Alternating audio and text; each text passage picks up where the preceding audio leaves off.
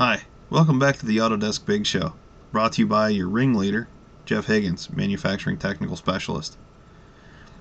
Thought occurred to me the other day when I was working on a part that I need to take this solid body that I have and create it into an assembly.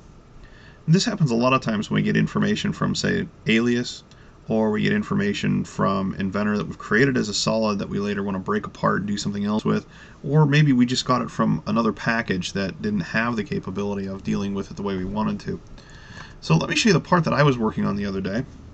This is just a little gearbox housing for a toy car, and lucky for me, we actually want to split this straight down the middle.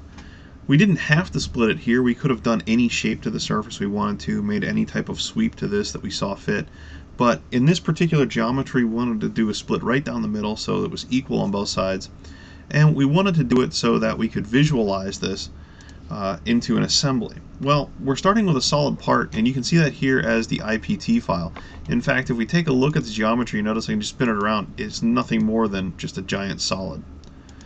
So let's take a look at how we're going to split this apart. Again, we're going to split it right down the middle, and all you have to do is use the split command for this. And I want to tell it I want to do the entire solid. So simply by telling it I want to split the solid apart, you'll notice that I get two independent solids here. I get solid 4, and I get solid 5.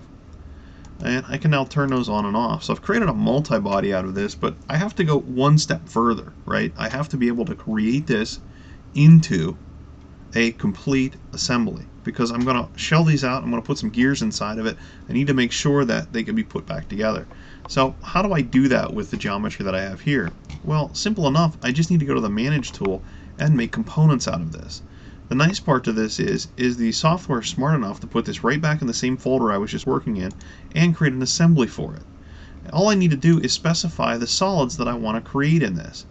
So I can either pick them over here from the design tree, or I can just simply go come up to the model and select on it.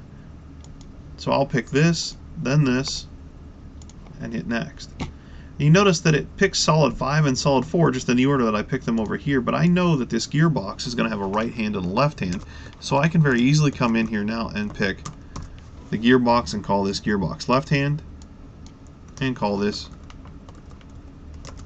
gearbox right hand.